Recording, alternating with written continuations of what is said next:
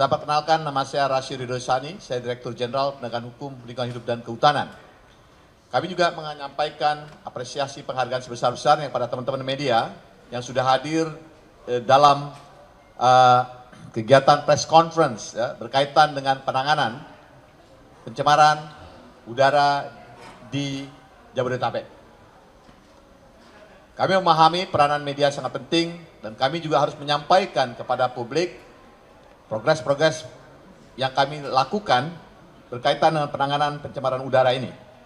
Nanti saya akan juga memohon pada Pak Sigit dan Mas Ardi juga ya untuk menyampaikan beberapa hal. Namun perlu kami sampaikan bahwa ya saat ini ya sejak tahun kemarin sebenarnya Menteri Lingkungan Hidup dan Kehutanan Ibu Dr. Siti Nurbaya sudah membentuk Satuan Tugas Pengendalian Pencemaran Udara di Jabodetabek. Jadi kami memang sudah mengantisipasi kemungkinan terjadinya penurunan kualitas udara di Jabodetabek ini, di mana dibentuk melalui SK 929 garis miring Menlhk garis miring Setjen garis miring Kum dot 1 garis miring 8 2003 tentang ya langkah kerja penanganan dan pengendalian pencemaran udara wilayah Jakarta, Bogor, Depok, Tangerang dan Bekasi dan bentuk Satgas, dan saya ditunjuk oleh Ibu Menteri untuk jadi ketua Satgasnya dan Pak Sigit ya dia bertunjuk sebagai ketua hariannya Sigit ya untuk melaksanakan pengendalian atau penanganan ya dari pencemaran udara di wilayah Jabodetabek ini. Teman-teman media yang kami hormati, kami banggakan, perlu kami sampaikan bahwa sejak tahun 2023 kami terus bekerja untuk memastikan ya kualitas udara di Jabodetabek ini membaik. Ya, berbagai macam langkah kerja yang sudah dilakukan, sebenarnya nggak apa-apa di situ.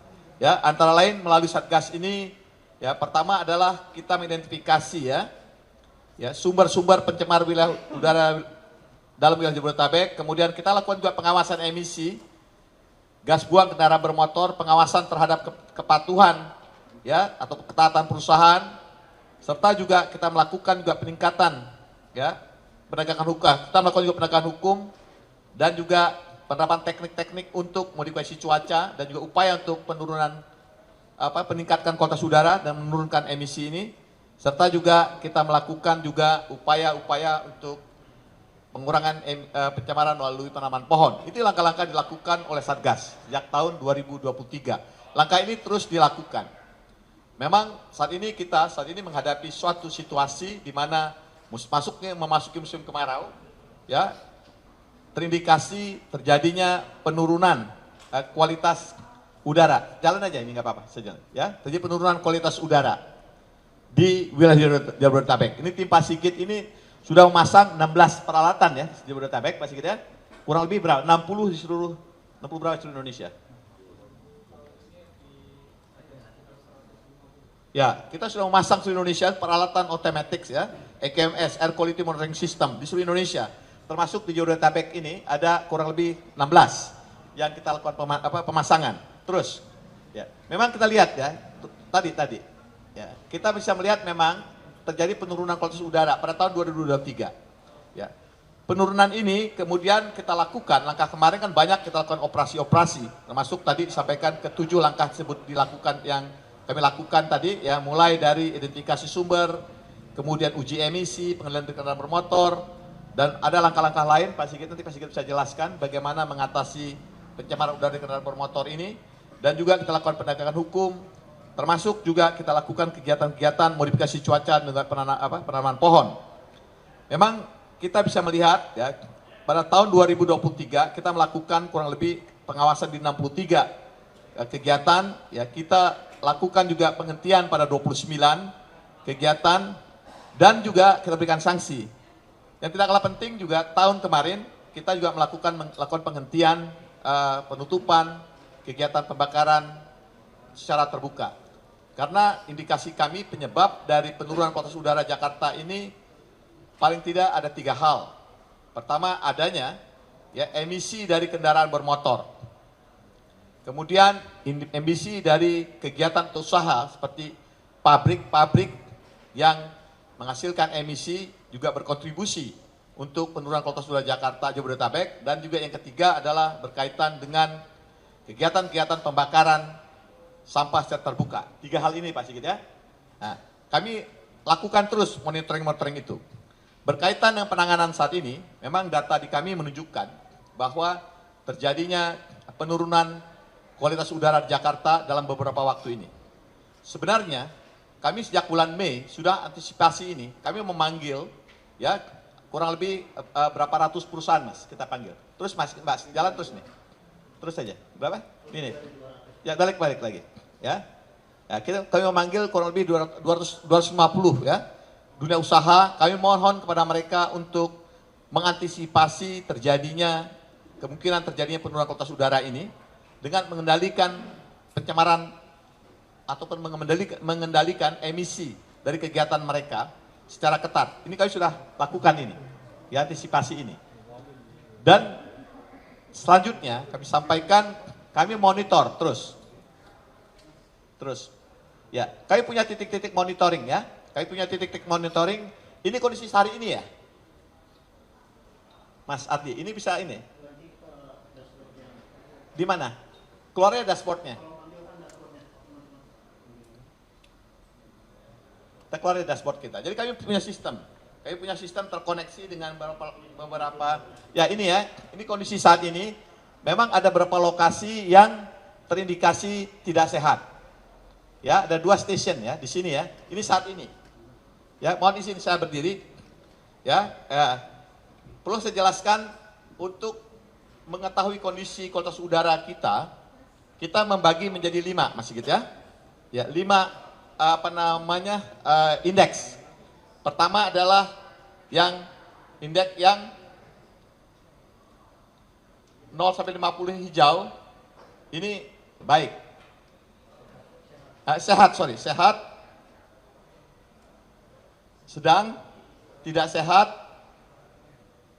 sangat tidak sehat, dan berbahaya. Kondisi saat ini, berdasarkan pemantauan real time kami lakukan, ada 2 lokasi station kita yang menunjukkan kondisi tidak sehat. Ini 2 station. Ya ini 2. Stasiun di Bekasi dan stasiun Gunung Putri. Kondisi sekarang ya. Ini real time kita kan? Ya, oke. Ya, ada 2. Kemudian saat ini menjadi 1. Ini sangat dinamik ya. Ya. Ada yang yang balik lagi, turun lagi. Ya, ada yang hijau, biru dan kuning. 2 kuning ini menjadi perhatian kita semua. Jadi memang disampaikan beberapa waktu yang lalu kualitas udara kita terburuk di dunia ya. Nah, kami sampaikan ini sangat dinamik. Kualitas udara itu sangat dinamik. Ini station kita saat ini, kita monitor. Ya, real time kita yang kita monitor saat ini seperti ini. Jadi kondisinya adalah saat ini kadang 1, kadang 2 yang tidak sehat. Ya, ada juga yang yang sedang dan juga yang baik, yang sehat. Jadi ini kondisi yang ada. Berdasarkan kondisi ini, tim kami di Center Intelijen kami bersama-sama dengan timnya Dirjen Pengelolaan Pencemaran Kerusakan Lingkungan, kami akan lihat satu persatu lokasi-lokasi ini. Apa kegiatan-kegiatan berkontribusi berkaitan dengan penurunan kualitas udara di sekitar lokasi ini. Coba kita tunjukin, Mbak, titik mana aja yang ada kuning ini. Misalnya, ya, misalnya di mana? Di Gunung Putri atau Bekasi. Ya. Ya, ini di lokasi ini ada misalnya, karena kami belum tahu juga ya bagaimana kondisi sebenarnya, tapi paling tidak di lokasi ini ada beberapa industri, kegiatan usaha yang berkontribusi terhadap penurunan kualitas udara di lokasi tersebut. Dan ini akan menjadi target-target kami untuk melakukan penegakan hukum. Ya. Jadi ini teman-teman, kami sampaikan bahwa pemerintah dalam hal ini KLHK, kami berkoordinasi dengan Kementerian Lingkungan, kami berkoordinasi dengan pemerintah daerah lainnya, terus melakukan upaya memonitoring kondisi kualitas udara di wilayah Jabodetabek. Apabila kami temukan terjadinya indikasi-indikasi penurunan kualitas udara, maka kami akan menunjukkan tim untuk melakukan pengawasan dan mengambil tindakan-tindakan serius terhadap pelanggaran-pelanggaran tersebut. Saat ini ada 230 lokasi yang kami identifikasi berkontribusi berkaitan dengan penurunan kualitas udara di Jakarta dari kegiatan atau usaha industri. Di samping itu juga kami sudah merencanakan dan kami akan bicara lebih detail lagi dengan timnya Pak Sigit, ya, tim Dirjen Direktorat Jenderal Pengendalian Pencemaran dan Perusahaan Lingkungan untuk juga memonitoring pool-pool kendaraan. Kami akan monitor juga pool-pool kendaraan niaga, terutama terkait dengan truk dan bus-bus yang kami lihat juga punya kontribusi besar berkaitan dengan penurunan kualitas udara Jakarta ini. Dan kami lakukan tindakan-tindakan tegas. Teman-teman semua, saat ini sudah 3 perusahaan ya yang kami tutup ya berkaitan dengan pelanggaran-pelanggaran yang ada kaitannya dengan pencemaran wilayah Jabodetabek. Jumlahnya akan meningkat karena tim kami sedang bekerja di lapangan. Ada 100 pengawas yang kami tugaskan untuk memonitoring dan standby. Apabila terjadi permasalahan-permasalahan atau penurunan kualitas udara yang meningkat, kami akan kirim tim untuk melakukan pengawasan tersebut. Ada 100 dan jumlahnya akan bertambah dengan koordinasi dengan pemerintah daerah. Ya, ada 3 perusahaan yang kita tutup sementara ini, kita hentikan ya untuk baru-baru ini ya, karena yang sebelumnya juga ada. Sebelumnya ada 29 sebelum kami tutup. Sekarang ini ada untuk 23, ada 3, yaitu nanti Pak Ardi bisa menjelaskan, tapi saya kasih gambaran saja, yaitu PT RGM, PT MNL, dan juga PT III. Ya, 3 ini kita sudah hentikan dan masih beberapa sedang kami dalamin. Apabila terjadi pelanggaran tentu kami akan lakukan tindakan tegas. Tindakan tegas sebagaimana diperintahkan kepada Ibu Menteri pada kami, pada Pak Sigit dan pada saya, kami akan gunakan semua instrumen penegakan hukum berlapis, baik sanksi administratif termasuk pencabutan izin. Kemudian kami juga akan lakukan penegakan hukum perdata dengan sanksi sengketa melalui gugatan perdata untuk kerugian lingkungan hidup dan penegakan hukum pidana berkaitan dengan pidana penjara dan juga pidana denda. Ini pidana penjaranya juga sangat serius ya, karena 12 tahun penjara dan denda 12 miliar, serta juga untuk korporasi dapat dikenakan pidana tambahan perampasan keuntungan, termasuk juga berkaitan dengan tindakan pemulihan.